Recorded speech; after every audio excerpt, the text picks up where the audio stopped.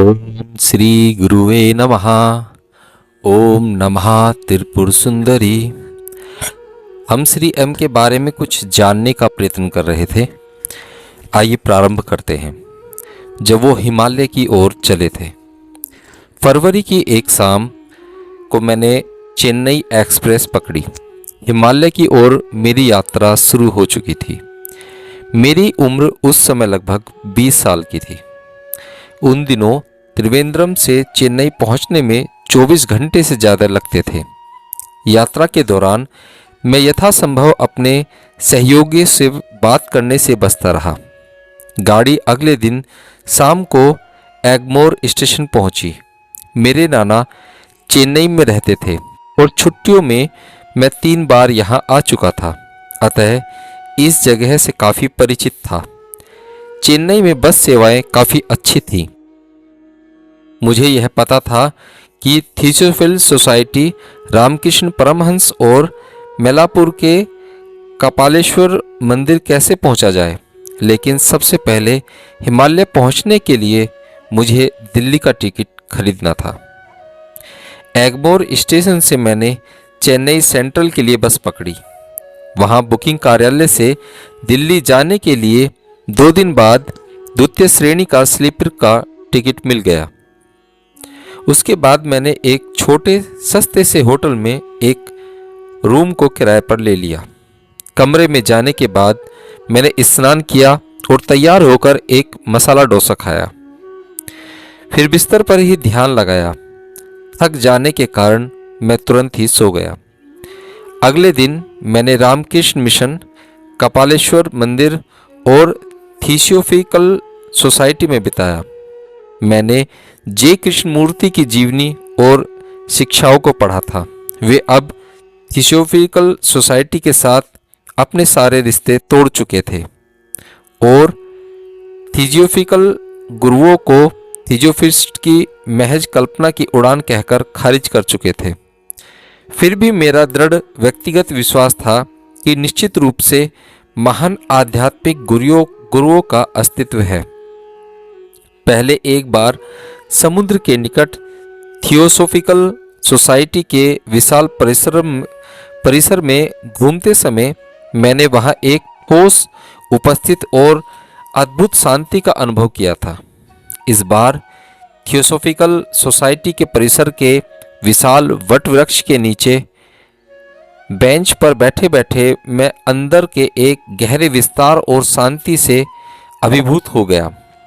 इस अनुभूति ने मुझे आश्वस्त किया। मैं अपनी उस साहसिक यात्रा के बारे में सारी चिंताओं से मुक्त हो गया जो अब शुरू हो चुकी थी।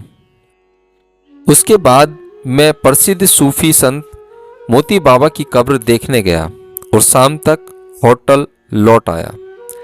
मुझे भूख लगी थी, अतः भरपेट दक्षिण भारतीय भोजन किया। फिर कपड़े बदले और ध्यान में बैठने से पहले थोड़े समय तक स्वामी विवेकानंद के संपूर्ण साहित्य का द्वितीय भाग पढ़ा, जिसे मैं अपने साथ ले आया था। ध्यान के समय हमेशा मेरा हृदय केंद्र में जो चांदी के रंग का प्रकाश दिखाई देता था, उस रात वह नारंगी रंग में बदल गया और फिर गहरे बैंगनी रंग में। अचानक बैंगनी चक्र का विस्तार होने लगा, जो बीच में विभाजित हो गया और उसके बीचों बीच हिमालय का एक दृश्य प्रकट हुआ। हिमच्छादित पर्वत शिखर की तलहटी में एक छोटी सी गुफा दिखी, जिसके बाहर मैंने किसी को खड़े हुए देखा। मैं उस आकृति को स्पष्ट रूप से नहीं देख पाया। वहां धुंधलापन था। मुझे लगा जैसे कोई मुझे किसी अजीब नाम से पुकार रहा है, जिसे मैं समझ नहीं सका। उसके बाद मैं सो गया। अगले दिन सुबह सवेरे मैं नई दिल्ली एक्सप्रेस के 3 टियर स्लीपर में बैठ गया। इस यात्रा में कोई विशेष घटना नहीं घटी और मैं ज़्यादातर खुद में ही खोया रहा। लगभग 48 घंटे बाद भोर के समय रेलगाड़ी नई दिल्ली पहुंची। दिल्ली की यह मेरी पहली यात्रा थी। पांडवों की प्राचीन नगरी इंद्रप्रस्थ के इस आधुनिक संस्करण से मैं विशेष प्रभावित नहीं हुआ। पूछताछ के दौरान पता चला कि हरिद्वार के लिए जाने के लिए गाड़ी पुरानी दिल्ली रेलवे स्टेशन से निकलती है। मैं एक साइकिल रिक्शा से ज़्यादा ही पुरानी दिल्ली स्टेशन पहुंच गया। यह दिल्ली का पुराना और गंदा हिस्सा था। यहाँ बहुत सी ऐसी इमारतें थी जहाँ भव्य लाल किला और जामा मस्जिद भी थे, जो इस्लामी शासन के अवशेष थे। यह वही लाल किला था जहाँ से दिल्ली के तत्कालीन अंतिम मुगल बादशाह वृद्ध और कमज़ोर बहादुर शाह जफर ने अंग्रेज़ों के खिलाफ सिपाही विद्रोह का नेतृत्व किया था और जिसमें बुरी तरह विफल हुए थे। दूसरे दिन सुबह 8 बजे मैंने देहरादून की रेलगाड़ी पकड़ी जो हरिद्वार में रुकती थी। 8 घंटे से अधिक लंबी अवधि के बाद मैं शाम को हरिद्वार पहुंचा। मुझे बताया गया कि ऋषिकेश को रेलगाड़ी सुबह जाती है, तो मैंने हरिद्वार में ही कुछ समय बिताने का फैसला किया। हरिद्वार को हरिद्वार कहा जाता है क्योंकि इसी द्वार से होकर ऊपर हिमालय का रास्ता जाता है, जहां बद्रीनाथ के देवता हरि और केदारनाथ के देवता हर के मंदिर हैं। पहली बार मैंने महान गंगा नदी को देखा जो हर की पैड़ी पर अपनी पूरी भव्यता से बह रही थी।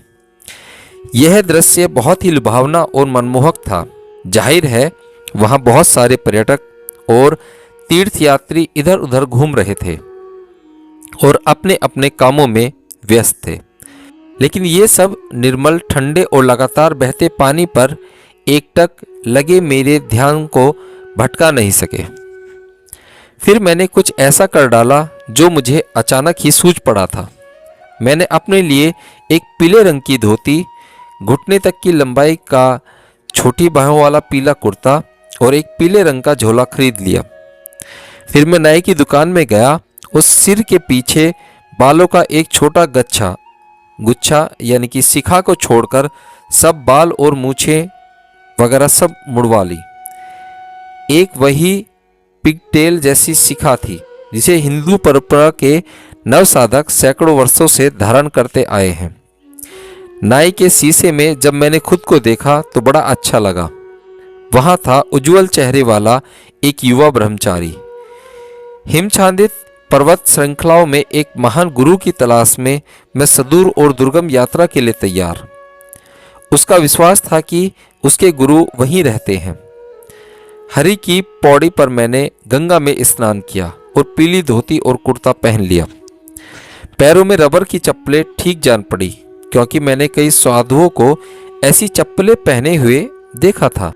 अपने तत्कालिक अतीत के निशान जो मैं अब तक पहने हुए था, अर्थात कमीज और पैंट, मैंने अपने एयर बैग में डालकर वहीं घाट के पास इस उम्मीद में छोड़ दिए कि कोई जरूरतमंद व्यक्ति उसे ले लेगा। अब मैं बाकी साधुओं की तरह ही दिखाई दे रहा था।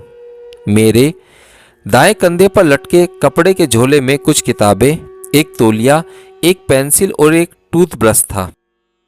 मेरे बाएं कंधे पर एक ऊनी कंबल था जिसे मैं सोने और ध्यान के लिए इस्तेमाल कर सकता था।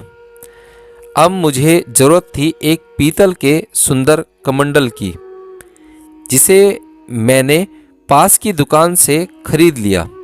फिर मैंने बाकी बचे पैसों को गुना जो मेरे पास कितने पैसे बचे थे। काफ़ी पैसे अभी बचे थे। मैंने उन्हें अपने कुर्ते की जेब में रख लिया।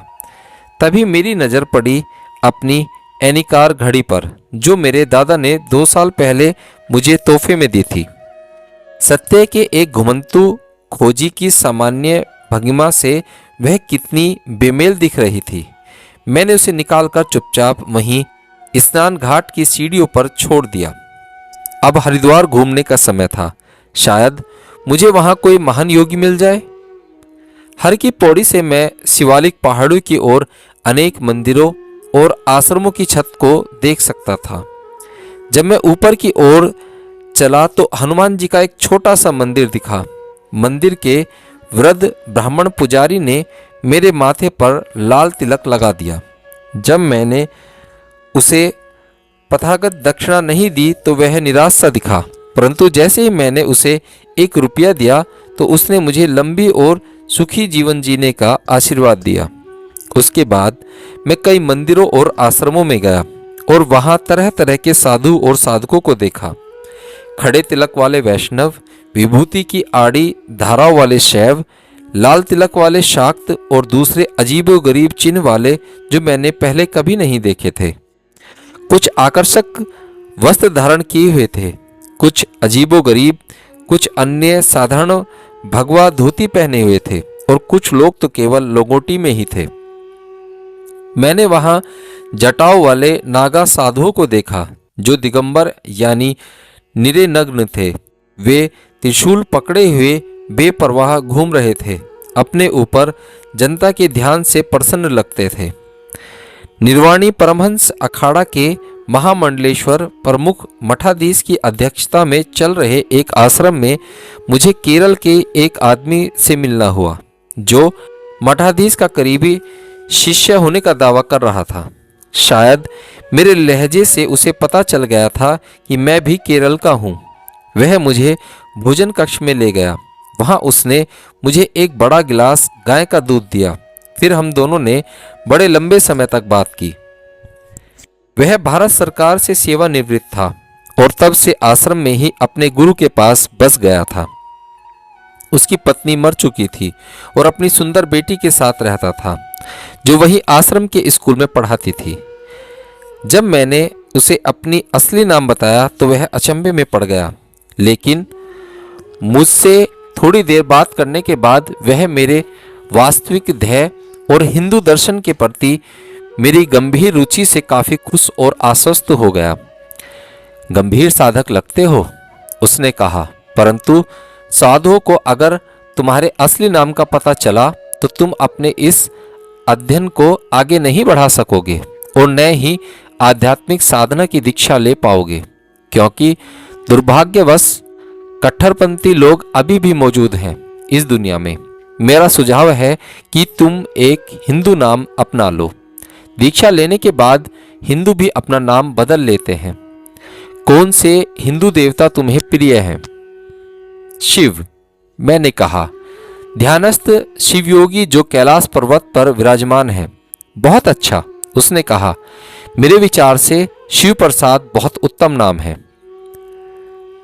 इसे तुरंत अपना लो और जब तुम स्वामी जी से मिलोगे तब मैं तुम्हारा परिचय शिव प्रसाद कहकर ही कराऊंगा, ठीक है ना? मैंने पूछा, क्या आपको सचमुच लगता है कि मेरी आध्यात्मिक खोज में इससे मदद मिलेगी? बिल्कुल, उन्होंने कहा और अपनी सुंदर बेटी श्रीदेवी को बुलाकर मेरा परिचय करवाया। वे बोले, यह है ब्रह्मचारी शिव प्रसाद है। उसके बाद मैं अपनी आध्यात्मिक यात्रा में ज्यादातर इसी नाम का प्रयोग करता रहा और वास्तव में शिव प्रसाद नाम में कई तरह से मेरी सहायता की। शाम को मेरी बहन जी, मैं उनका नाम नहीं लूंगा, उनसे मेरी मुलाकात हुई। मेरे दोस्त श्री अय्यर ने ही मेरा परिचय उनसे करवाया। उन्होंने सुझाव दिया कि मैं आश्रम में रहने के लिए स्कूल में थोड़ा बहुत काम करूं और अपनी ध्यान साधना भी करता रहूं। उन्होंने कहा कि अगर मैं चाहूं तो अगले दिन मुझे दीक्षा दे देंगे। हरिद्वार एक पवित्र स्थान है। उन्होंने कहा, तुम यहाँ आश्रम में रहकर अपनी आध्यात्मिक साधना को जारी रख सकते हो। हाँ, जब कभी बाहर जाओ तो सावधान रहना। यह कलयुग है और अधिकांश साधु और सन्यासी धोखेबाज हैं। वे तुम्हें शॉर्टकट से सत्य का साक्षात्कार कराने के प्रलोभन देंगे, लेकिन उससे होगा कुछ भी नहीं और आखिर में तुम निराश हो जाओगे। कुछ आध्यात्मिक साधु जो अपने हेलीकॉप्टर रखते हैं और अपने विदेशी शिष्यों के साथ वातानुकूलित ध्यान कुटीर बनवाते हैं, वे सबसे निकृष्ट हैं। वे युवा शिक्षित चेलों की तलाश में रहते हैं और इससे पहले कि तुम समझ पाओ तुम उनके जाल में फंस जाओगे। कुछ गांजा भांग नशीली चीजों का सेवन करने के आदि साधु होने का नाटक करके अपनी कमाई करते हैं। तुम उनसे क्या सीख पाओगे? खैर, अब तुम जाओ, श्री अय्यर तुम्हें तुम्हारा कमरा दिखा देंगे। अय्यर साहब ने मुझे मेरा कमरा दिखाया। इस कमरे की एक खिड़की से गंगा नदी दिखाई देती थी। मैं वहां कुछ दिन आनंद से रहा। आश्रम काफी बड़ी संस्था थी। वहां 60 से अधिक गायें थी। भोजन, दूध, फल और घी सब कुछ बहुत ही अच्छा था। श्री अय्यर और उनकी बेटी श्रीदेवी का मेरे प्रति बहुत मैत्रीपूर्ण व्यवहार रहता था। जल्द ही मुझे एहसास हुआ कि सुंदर श्रीदेवी मेरे करीब होती जा रही है और मैं उसके। संबंधों के ओर उलझने से पहले मैंने वहां से हट जाने का निर्णय लिया और ऊपरी हिमालय की तरफ जाने की अपनी असली योजना पर डटे रहने का फैसला कर लिया। मैं किसी भी कारण से विचलित होना नहीं चाहता था। तो एक सुबह अपना सामान उठाकर मैं ऋषिकेश की ओर चल दिया। रेलगाड़ी से ऋषिकेश तक की यात्रा काफी रोमांचक थी। अधिकांश यात्री अलग अलग पंथों से संबंधित साधु थे। शायद मैं ही अकेला यात्री था जो टिकट लेकर बैठा था। टिकट निरीक्षक साधुओं को श्रद्धा पूर्वक प्रणाम करते हुए गाड़ी में आगे पीछे घूमता रहा, पर उसने टिकट किसी से नहीं पूछी। जब अपने पास बैठे एक वैरागी बाबा से मैंने पूछा कि टिकट निरीक्षक किसी से टिकट क्यों नहीं पूछ रहा है, तो वह खिलखिलाकर हंसा और बोला, बेटा लगता है तुम इस जगह के लिए नए हो। यह तो भगवान की ट्रेन है और हमारे लिए ही है। टिकट के लिए हमें कौन पूछ सकता है। रेलगाड़ी से बाहर निकलकर मैं अन्य साधुओं के पीछे पीछे मुनि की रेती चला गया। वहां गंगा नदी के दोनों तरफ आश्रम ही आश्रम थे। शाम हो चुकी थी और लगभग 100 सीढ़ियां चढ़कर मैंने स्वामी शिवानंद सरस्वती द्वारा स्थापित प्रसिद्ध डिवाइन लाइफ सोसाइटी का प्रांगण में प्रवेश किया। स्वामी शिवानंद जी का देहांत हो चुका था और आश्रम चिदानंद स्वामी चला रहे थे, जो स्वामी शिवानंद जी के सबसे महत्वपूर्ण शिष्यों में से एक थे। खुली हवा के सभागार में एक सत्संग चल रहा था। स्वामी चिदानंद सुखासन में एक ऊंचे पीठ पर विराजमान थे। वे लंबे और दुबले थे और एकदम सीधे बैठे हुए थे। वहां लगभग 50 व्यक्ति उपस्थित रहे होंगे। उनमें से कुछ पश्चिमी देशों के भी थे। वे किसी सवाल का अंग्रेजी में जवाब दे रहे थे। मैं चुपचाप जाकर एक कोने में बैठ गया। स्वामी जी अपने सवाल जवाब का सिलसिला बीच में ही रोककर मेरी ओर मुड़े और उन्होंने सहज मुस्कान से एक पुराने दोस्त की तरह पूछा, तुम कब आए? अचानक उनके इस प्रश्न ने मुझे अचंभे में डाल दिया। मैं तुतलाते हुए कहा, अभी अभी। तब उन्होंने कहा, मुझे लगता है कि तुम्हें स्नान और आराम करना चाहिए। सत्संग में तो तुम कल भी शामिल हो सकते हो। उनकी बगल में एक युवा ब्रह्मचारी खड़ा था। उन्होंने फुसफुसाकर उससे कुछ कहा। वह ब्रह्मचारी मेरे पास आया और मुझसे बोला, आओ। मैं स्वामी जी को नमन कर उस ब्रह्मचारी के साथ चला गया। स्वामी जी बहुत ही मधुर आवाज में बोले, हरिओम। मुझे थोड़ा ऊपर पहाड़ी की तलहटी के पास एक कमरा दिया गया। यह कमरा साधारण लेकिन साफ और स्वच्छ था। वह ब्रह्मचारी तमिलनाडु का निकला और उसे यह जानकर खुशी हुई कि मैं भी तमिल भाषा में बात कर सकता था। उसने मुझे 2 सूती तौलिए दिए और बताया कि भोजन कक्ष कहाँ है। लगभग 7:30 बजे रात के खाने का समय था। मुझसे वहां मिलने को कहकर वह जल्दी ही चला गया। मैं ठंडे पानी से नहाया और जब कपकपी समाप्त हुई तो अपने पीले रंग की धोती और आधी बाहों का कुर्ता पहनकर नीचे चला आया। भोजन कक्ष सड़क के उस पार था। मेरे पास बहुत समय था, इसलिए मैं घाट की तरफ चला गया और एक सीढ़ी पर बैठकर गंगा नदी को बहते हुए देखने लगा। नदी में दिन भर बहुत सारी नावें चलती थीं। नदी के उस पार कई आश्रम थे। उनमें सबसे पुराना स्वर्ग आश्रम बाबा काली कमली वाले का था। गोधुली की बेला थी। नदी के दोनों तरफ लोग आरती कर रहे थे। वे छोटे छोटे दीपों को जलाकर पानी की सतह पर छोड़कर नदी देवी की पूजा कर रहे थे और भजन गा रहे थे। वह संध्या अत्यंत सुंदर थी।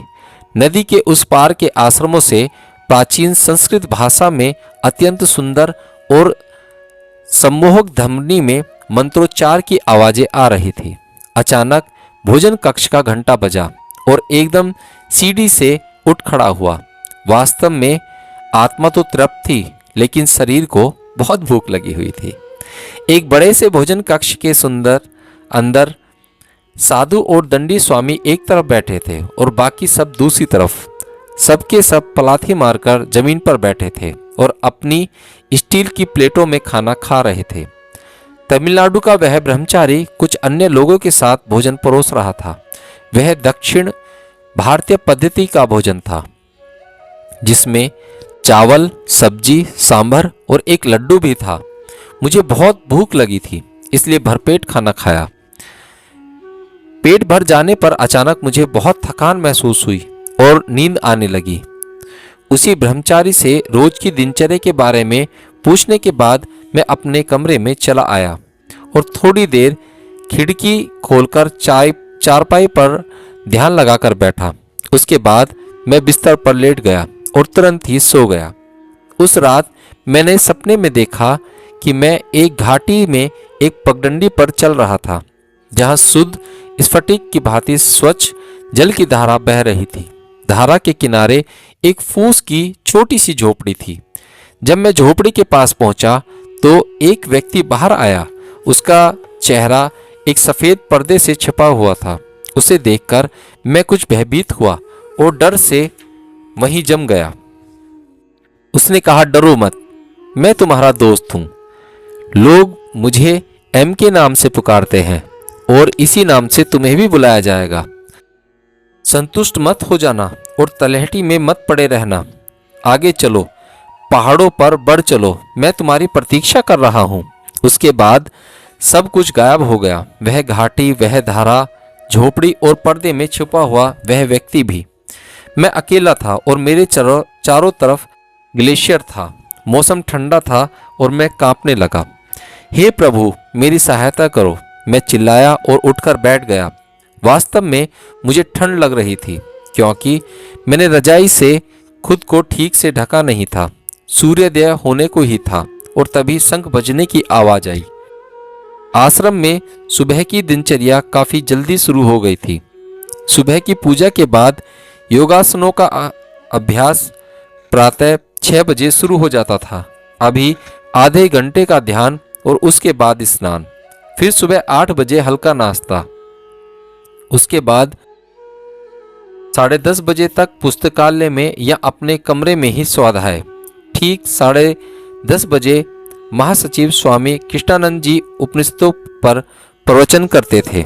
स्वामी कृष्णानंद जी डिवाइन ऑफ सोसाइटी के संस्थापक स्वामी शिवानंद जी के प्रमुख शिष्य थे। दोपहर के भोजन के बाद 3 बजे तक आराम और उसके पश्चात शाम का सत्संग 6:30 बजे तक होता था।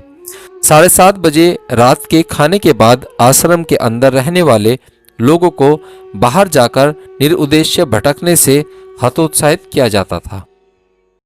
अगली सुबह 9:30 बजे उस ब्रह्मचारी ने बताया कि 10:30 बजे स्वामी चिदानंद जी अपने निवास पर मुझसे बात करना चाहेंगे। अब तक वह ब्रह्मचारी मेरा अच्छा दोस्त बन चुका था। मैं उत्साहित था और ब्रह्मचारी की उत्सुकता से प्रतीक्षा करता रहा ताकि मुझे अध्यक्ष महाराज के निवास पर ले जाया जाए। मैं उपनिषदों पर स्वामी कृष्णानंद जी का प्रवचन सुनने से वंचित होने वाला था, लेकिन स्वामी चिदानंद जी से मिलना अधिक महत्वपूर्ण था और यह मेरा सौभाग्य की बात थी। ठीक 10:20 पर ब्रह्मचारी मुझे ले जाने के लिए आया। उसने कहा कि जब मैं स्वामी जी से मिलूं तो दंडवत अवश्य करूं। स्वामी जी ने प्रारंभिक बातचीत के बाद मेरी उम्र पूछी और यह भी पूछा कि मैं कहाँ से आया हूँ, मेरे कितने भाई और बहन थे और जो कमरा मुझे दिया गया था वह ठीक था या नहीं। फिर अचानक उन्होंने मुझसे पूछा, तुम्हारा क्या नाम है? शिव प्रसाद। मैंने अपने इसी नाम का उपयोग करते हुए कहा, इससे पहले कभी योग अभ्यास किया है? हाँ महाराज, 8 साल की उम्र से। संस्कृत जानते हो? ज़्यादा नहीं, लेकिन मैं देवनागरी पढ़ सकता हूँ। हिंदी मेरी दूसरी भाषा थी। और ध्यान? एक तरह का ध्यान मुझे सहज ही लग जाता है। मैं बताना चाहता हूँ महाराज कि बचपन में मेरी भेंट एक योगी से हुई थी। उन्होंने मुझे आशीर्वाद दिया था और मैं हैरान हुआ कि मैं इतना कुछ स्वामी जी को कैसे बता पाया। कैसे मेरी जीभ पर ताला नहीं लगा, जैसे कि इस घटना को बताने की प्रतीक्षा करने समय पहले हमेशा हुआ करता था। लेकिन आज भी इतना बताने के बाद मेरी जीवा पर जैसे फिर से ताला लग गया और मैंने आगे बताने की कोशिश करना बंद कर दिया। स्वामी चिदानंद जी मेरी आंखों में बहुत ही ध्यान से झांक कर देख रहे थे। उन्होंने गहरी सांस ली और अपनी गहरी आवाज में बोले, हरिओम, और मेरे सिर को थपथपाया। शायद पिछले जन्म का प्रभाव हो। भगवान तुम्हें आशीर्वाद दे। और जन्म के समय तुम्हें क्या नाम दिया गया था? इससे पहले कि मैं उस दिन के इस दूसरे धक्के से उबर पाता, उन्होंने खुद ही कहा, कोई बात नहीं, बताने की जरूरत नहीं। आसन और प्राणायाम थोड़ा और सीखो हमारे योगाचार्य से, और जितने दिन भी चाहो तुम यहाँ रह सकते हो। मुझे पता है कि ऊपर हिमालय तुम्हें सम्मोहक रूप से आकर्षित कर रहा है। जब भी तुम चाहो जाने के लिए स्वतंत्र हो। शायद तुम्हारा भाग्य पहाड़ों से जुड़ा है। यदि कोई समस्या हो तो मुझे बेझिझक बताना। भगवान तुम्हें आशीर्वाद दे। हरिओम। मैंने उस आश्रम में एक अद्भुत महीना बिताया। योग की कक्षा में शामिल हुआ और स्वामी किशनानंद जी से अनेक उपनिषदों और सत्रों के बारे में बातचीत की।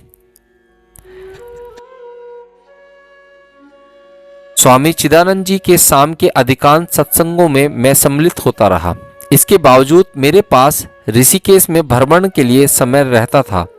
अक्सर मैं नाव द्वारा दूसरे किनारे जाकर वहां स्थित अनेक आश्रमों में चला जाता। इनका यह नाम इसलिए पड़ा कि बाबा जी के पास केवल एक काले रंग का ऊनी कंबल था। घुमंतु साधुओं के लिए खाने और रहने की सस्ती सुविधाएं इन्हें विलक्षण तपस्वी की देन थे, जो 20वीं शताब्दी की शुरुआत में हुए थे। इन क्षेत्रों को काली कमली वाले क्षेत्र कहा जाता है और हिमालय के तीर्थ मार्गों पर सभी जगह पाए जाते हैं। काली कमली वाले बाबा के बारे में अनेक कथाएं प्रचलित हैं। मैं आज आपको वो भी बताता हूँ।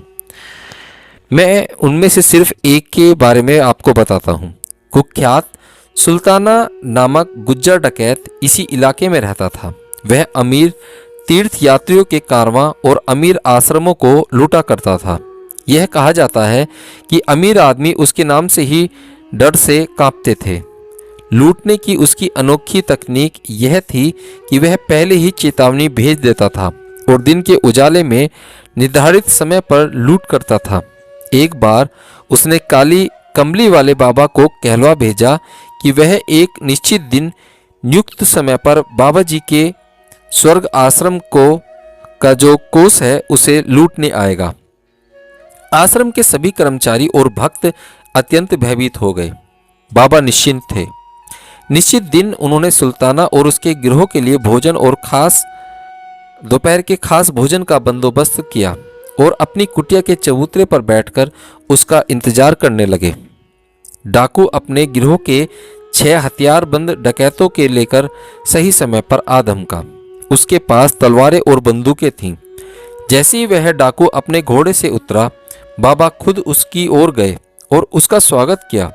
बाबा ने उसे और उसके साथियों को चबूतरे पर बैठने को आमंत्रित किया, पीने को पानी दिया और कहा कि आप सब थोड़ा आराम कर लीजिए। बाबा ने फिर उस डाकू को कोष की चाबियां सौंपकर कहा, तुम्हारी जो इच्छा हो ले लो, लेकिन मैं हिंसा और रक्तपात नहीं चाहता। अगर आप हिंसा करना ही चाहें तो मेरा निवेदन है कि बाकी सबको छोड़कर सिर्फ मेरी हत्या कर डालें।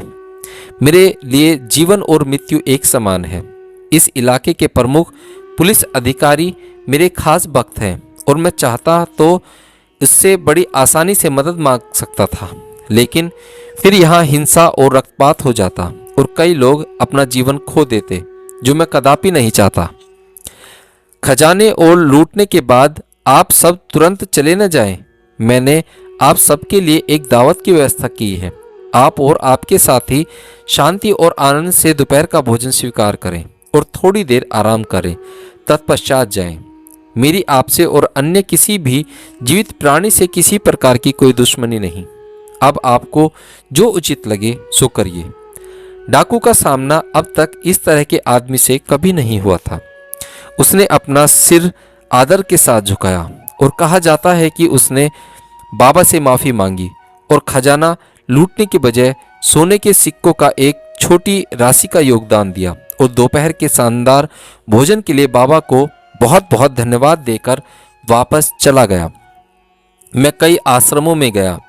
उनमें मुख्य योग निकेतन, परमार्थ निकेतन, गीता भवन और वातानुकूलित गुफाएं थीं। उन गुफाओं का निर्माण महेश योगी बाबा ने अपने खास शिष्यों बीटल्स के लिए करवाया था। इन्हीं वातानुकूलित गुफाओं के पीछे से घने जंगलों के बीच से पहाड़ी की चोटी पर स्थित नीलकंठ महादेव मंदिर जाने का रास्ता शुरू होता है। जंगल में से एक संकरा रास्ता लक्ष्मण झूले की तरफ जाता है। इसके दोनों तरफ छोटे छोटे कुटीर और झोपड़ियों में साधु, योगी और भिक्षु गंगा के लगातार बहते पानी के पास एकांतवास में रहते हैं। वहीं बड़े बड़े पत्थरों से घिरे एक आरामदायक छोटी सी गुफा थी जहां मस्त राम बाबा रहते थे। वे मोटे से थे, हमेशा परमानंद में तल्लीन रहते थे, उसी के नशे में मग्न रहते थे। उनके भक्तगण इसी गुफा के पास लकड़ी के आहते में एकत्र होकर भजन गाया करते थे। मस्त राम बाबा शायद ही कभी कुछ बोलते होंगे। वहीं से थोड़ी दूर अगर आप पत्थरों पर चलकर पहाड़ी को पार कर लेंगे तो एक छोटी सा रेतीला समुद्र तट सा है जो सड़क से दिखाई नहीं देता। ऋषिकेश में यह जगह मेरे बाबा जी को बहुत प्रिय थी। इसी आकर्षक स्थान पर निर्मल जल के प्रवाह को देखते हुए गंभीर चर्चा में तल्लीन या शांतिपूर्वक ध्यान करते हुए मैंने बाबा जी के साथ कई शामें बिताई थी। लक्ष्मण झूले के आसपास भी कई आश्रम थे जो भली भांति के साधुओं से भरे रहते थे। लक्ष्मण झूले का नाम रामायण के नायक राम के छोटे भाई लक्ष्मण के नाम पर रखा गया है। यह पुल एक झूले के समान है जो गंगा के दोनों किनारों को जोड़ता है। पुल को पार करने पर गंगा के पश्चिमी किनारे पर एक सड़क है जो आपको ऋषिकेश से ऊपरी हिमालय में बद्रीनाथ की ओर ले जाती है। लक्ष्मण झूले के पास ही मैं लंबी लंबी जटाओं वाले टाट वाले बाबा से मिला। वे वही जंगल के पास एक गुफा में लगभग नग्न रहा करते थे। उनके भक्तों में से कई लोगों ने दावा किया कि वह मृत्युहीन महाअवतार बाबा जी थे, लेकिन मैं इस बात से कोई खास प्रभावित नहीं हुआ। कुछ साल बाद जब मैंने सुना कि एक दिन जब वे अपनी गुफा में जा रहे थे तो किसी ने गोली मारकर उनकी हत्या कर दी। उन दिनों यह एक भीषण कांड था, परंतु एक अनसुलझी हत्या का मामला बनकर ही रह गया। उस समय बड़े पैमाने पर अखबारों में यह खबर छपी थी। तीर्थ यात्रियों की अवधि को छोड़कर ऋषिकेश उन दिनों आध्यात्मिक साधकों के लिए बड़ी ही उपयुक्त जगह थी। उन दिनों तीर्थ यात्री भारी संख्या में पवित्र चार धाम बद्रीनाथ, केदारनाथ, गंगोत्री और यमुनोत्री की यात्रा के लिए जा रहे थे। तब यह भीड़ आकर यहाँ की पवित्रता भंग कर जाती। विभिन्न जगहों से आए लोग वातावरण को कोलाहल से भर देते थे। यद्यपि यहाँ आप कितने ही आश्रमों में जा सकते थे, भिन्न भिन्न साधुओं और घुमंतु सन्यासियों से मिल सकते थे और हिंदू संस्कृति की मनोरम विशालता में से बहुत कुछ आत्मसात कर सकते थे। मेरे इस प्रवास के समय यह जगह अभी भी साफ सुथरी थी। कोई भी व्यक्ति नदी में स्नान करते समय साबुन इस्तेमाल नहीं करता था। पानी स्वच्छ और साफ था। इन दिनों नदी के किनारे आज के समय रिसोर्ट नहीं हुआ करते थे। उन दिनों प्लास्टिक के कप और अन्य ऐसी चीज़ें जो पर्यावरण में घुल मिल न पाए मुश्किल से ही दिखाई पड़ती थी। आज इन चीज़ों के ढेर नदी किनारे फेंके हुए होते हैं और यहाँ के पवित्र वातावरण और परिचित को दूषित करते हैं।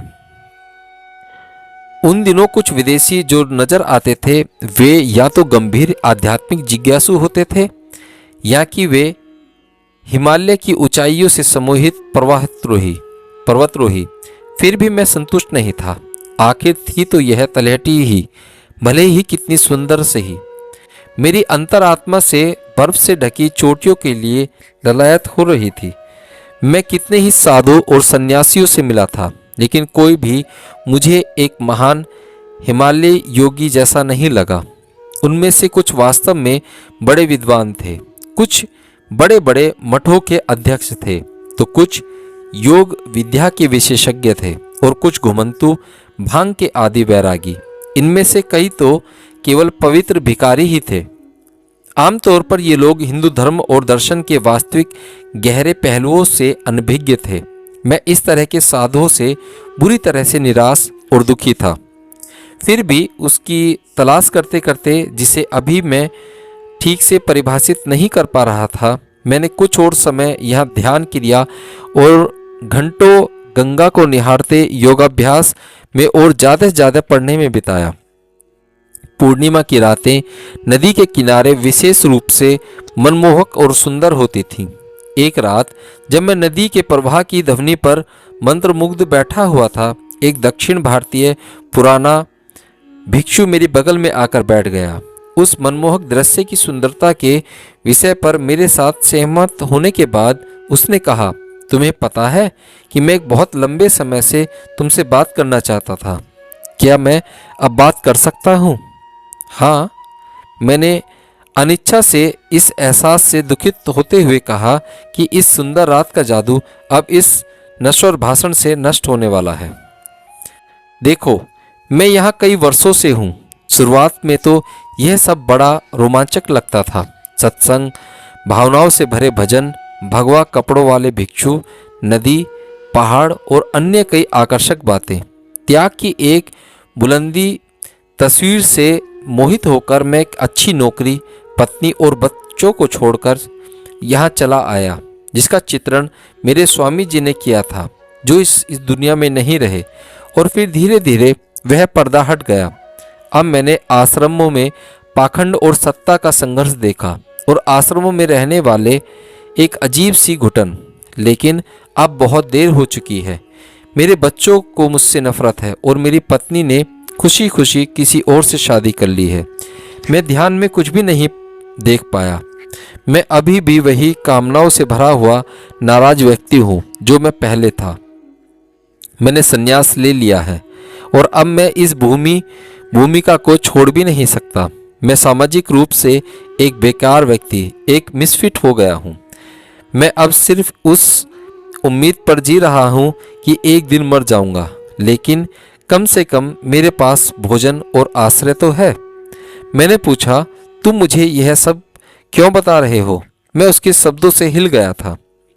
मेरी नज़रों में अब तक वह पुराना भिक्षु किसी महान स्वामी का एक विशिष्ट और पहुंचा हुआ शिष्य था। उसने कहा, तुम जवान हो, सुंदर हो और शिक्षित हो।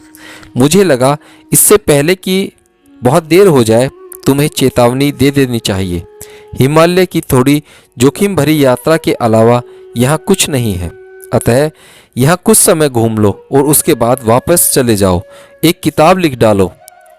एक और विकल्प है, अगर तुम साधारण जीवन जीना नहीं चाहते और 9 से 5 का काम नहीं करना चाहते, तो तुम अपने आप को एक गुरु के रूप में स्थापित कर सकते हो और लाखों कमा सकते हो। तुम्हें वे सब गुण हैं जिससे तुम विदेशियों को आकर्षित कर सको। खूब कमाई है इसमें। बस तुम्हें एक साधारण सा ध्यान या मंत्र या सूत्र दे दो, वे तुम्हारे हो जाएंगे। तुमने उन वातानुकूलित गुफाओं को देखा है? इस बार मैं क्रोध से भर गया। अब मुझे इस बूढ़े आदमी से डर लग रहा था। यह व्यक्ति शैतान के एक अवतार के रूप में मुझे गुमराह करने आया है। मैंने गुस्से में उससे कहा, चुप हो जाइए, अब आपसे एक शब्द भी नहीं सुनना चाहता। ओह योगीराज, अपने क्रोध पर नियंत्रण नहीं कर सके। बहुत अच्छा, जाओ मरो, मैं तो सिर्फ मदद करने की कोशिश कर रहा था। इतना कहकर वह चला गया और मुझे मेरे हाल पर छोड़ गया। लेकिन उसने जो कुछ भी कहा था, उसने मुझे बहुत परेशान कर दिया। इस घटना के बाद मैं किसी भी साधु और सन्यासी को यूं ही स्वीकार नहीं कर पाया। संदेह ने मेरे सीधे सच्चे मन को अस्थिर करना शुरू कर दिया, पर मुझे लगा कि मुझे आगे अवश्य जाना है, एक तीर्थ यात्री की तरह। शायद मेरी एक सच्चे ऋषि से मुलाकात हो जाए जो किसी भी संस्था और उसकी फसावटों का हिस्सा न हो। मैंने स्वामी चिदानंद जी से एक और साक्षात का अनुरोध किया जो मुझे आसानी से मिल गया। मैंने उनसे उस शादी से हुई बातचीत का कोई जिक्र नहीं किया, लेकिन मैंने उन्हें बताया कि मैं खुश नहीं था और बद्रीनाथ तथा हिमालय में स्थित अन्य स्थलों की तरफ जाना चाहता था और अगले ही दिन यह यात्रा शुरू करना चाहता था। उसके लिए मुझे उनके आशीर्वाद की जरूरत थी। स्वामी चिदानंद जी ने मेरे सिर को छुआ और मुझे आशीर्वाद दिया। उन्होंने कहा कि वे शुरू से ही यह महसूस कर रहे थे कि मैं आश्रम छोड़ दूंगा। शायद भयंकर अनुभव मेरी प्रतीक्षा कर रहे हों। वे बोले, कम से कम 2 कंबल ले लो, पैसे की ज़रूरत है। मैंने पैसे लेने से इनकार कर दिया क्योंकि मेरे पास अभी भी कुछ रुपये बचे थे। मैं उनके सम्मान में झुका और वहाँ से स्वतंत्र और प्रसन्नचित्त होकर हिमालय की ओर निकल पड़ा। हरिओम।